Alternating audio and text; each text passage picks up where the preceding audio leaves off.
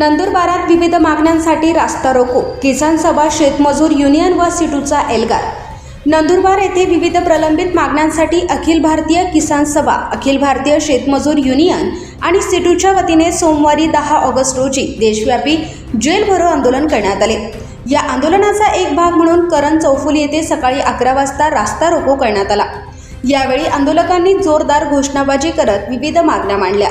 शेतीमालाला उत्पादन खर्चाच्या 1.5 हमीभाव द्यावा, सरकारी जमिनीवरील अतिक्रमणे नियमित करावीत, स्मार्ट मीटर बंद करावेत, गावठाण फीडवरील लोड शेडिंग बंद करून 24 तास वीज पुरवठा करावा, तसेच महागाई आणि बेरोजगारीला आळा घालावा अशी मागणी करण्यात आली।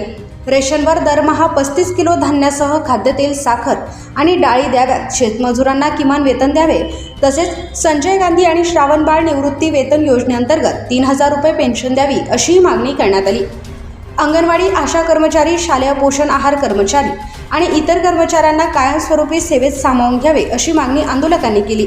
याप्रसंगी नायब तहसीलदारांनी आंदोलकांचे निवेदन स्वीकारले। आंदोलनस्थळी पोलिसांचा चोख बंदोबस्त तैनात होता।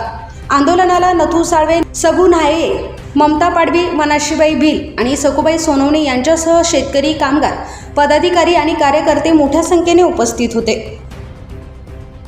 शेतमजूर, शेतकरी आणि कामगारांच्या जिव्हाळ्याच्या मागण्या घेऊन अखिल भारतीय शेतमजूर युनियन, अखिल भारतीय किसान सभा, अखिल भारतीय ट्रेड युनियन म्हणजे सिटू या मार्फत देशव्यापी जेल भरो आंदोलनाचा कार्यक्रम जाहीर झाल्यामुळे त्याचाच भाग म्हणून आपण या नंदुरबार शहरामध्ये रस्ता रोको आंदोलन करून महाराष्ट्र सरकार आणि भारत सरकारला निवेदन सादर करणार आहोत। आजच्या घडीला महागाई प्रचंड वाढलेली आहे, बेरोजगार लोक झालेले आहेत। रोजगार हमीचा कायदा रद्द करून जी ग्रामजीवन योजना जाहीर केलेली आहे, म्हणजे लोकांना रोजगार नसल्यामुळे परराज्यामध्ये, गुजरातमध्ये, सौराष्ट्रमध्ये स्थलांतर रोजगारासाठी जावं लागतंय। ते म्हणून स्थलांतर थांबवण्यासाठी भारत सरकारने आणि महाराष्ट्र सरकारने पूर्वीचा मनरेगा कायदा करून त्या मनरेगाच्या कायद्याप्रमाणे प्रत्येक गावामध्ये ग्रामपंचायतला अधिकार देऊन प्रत्येक मजुराला 700 रुपये रोजने रोजगार हमीच्या कायद्याप्रमाणे काम दिलं पाहिजे।